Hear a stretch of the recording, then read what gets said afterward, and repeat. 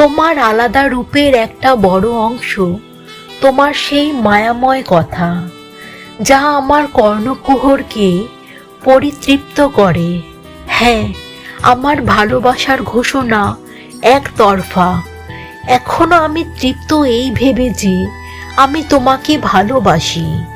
আমি জানি না কেন এমন হয়, তোমাকে ছাড়া এক মুহূর্ত ভালো লাগে না আমার। তোমার প্রতি আমি আমার এই একতরফা প্রেমে মত্ত হয়েছি, তবে তুমি আমাকে ছাড়িয়া আছো অন্য চিন্তায় বিভোর। তুমিই ছিলে আমার জীবনের শেষ কবিতা। ভেবেছিলাম তোমার স্মৃতি বুকে নিয়ে আমার জীবন কাটিয়ে দেব, কারণ আমি জানি তুমি আমার একতরফা প্রেম কখনো বুঝবে না। কিছু মানুষ থাকে যাকে আমরা মনের কোণে সযত্নে স্থান দিই, আর সেই মানুষটি এই ভালোবাসার গুরুত্ব বোঝে না। এই ভালোবাসাগুলোই একতরফা থেকে যায়। ভাগ্যে কি হতে যাচ্ছে আমি জানি না। আমি শুধু জানি যে আমি তোমাকে পছন্দ করি এবং আমি তোমাকে আমার পাশে চাই। প্রেম হলো মানুষের হৃদয়ের বাগানের সবচেয়ে সুন্দর ফুল। একদিন সেই ফুল তুমি কাউকে আগ্রহ ভরে দিলে, কিন্তু সে সেটা গ্রহণ করলো না, কিংবা সে নিলও না, আবার ফিরিয়েও দিল না। অনাদরে অবহেলায় তা পড়ে রইল।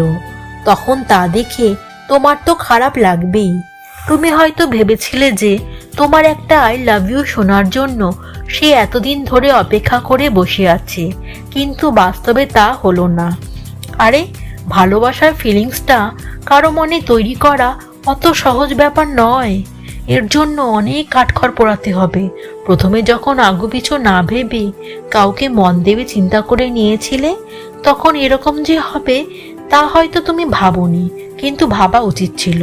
কিন্তু কি করে তখন ভাববে, কারণ সেই সময় তোমার মাথার চারিদিকে একটা ভ্রমের কুয়াশার পর্দা দিয়ে ঘেরা ছিল, যার জন্য তুমি বুঝতেই পারোনি এরকম হতে পারে। বসে বসে কেঁদো না আবার আমার কথাগুলো শুনে। আমি তোমাকে কিন্তু হার্ট করার জন্য কথাগুলো বলছি না, ঠিক আছে? আমি তোমার ভালোর জন্যই কথাগুলো বলছি, ওকে? আমি তোমাকে এই সমস্যার সমাধানের দুটো সলিউশন দিচ্ছি, দেখো একবার চেষ্টা করে। তবে হ্যাঁ, প্রথমেই বলে রাখছি, এই অনুভূতিটা কিন্তু একান্তই তোমার একতরফা। যাকে প্রপোজ করেছো তার তোমার সম্বন্ধে কিন্তু কোনো ফিলিংস নেই। তাই অধৈর্য হয়ে কোনো ভুল করে বসো না, তাকে একটু সময় দাও। বারবার ওকে মেসেজ করে ফোন করে বিরক্ত করো না। ভয়ানক কোনো মেসেজ তো একদম করবেই না। যেরকম আমি তোমাকে ছাড়া বাঁচবো না, তোমাকে না পেলে আমি হাত কেটে রক্ত বের করে তোমার নাম ঘরের দেওয়ালে লিখে ভরিয়ে দেব, আমি খাওয়া দাওয়া ছেড়ে দিচ্ছি, ইত্যাদি ইত্যাদি। এইসব মেসেজ লিখে যদি তাকে পাঠাও, তাহলে তো আর কোনো আশাই আর থাকবে না। এতে করে তার ভালোবাসা তো তুমি পাবেই না, উল্টে সে ভয়ানক ভয় পেয়ে যাবে।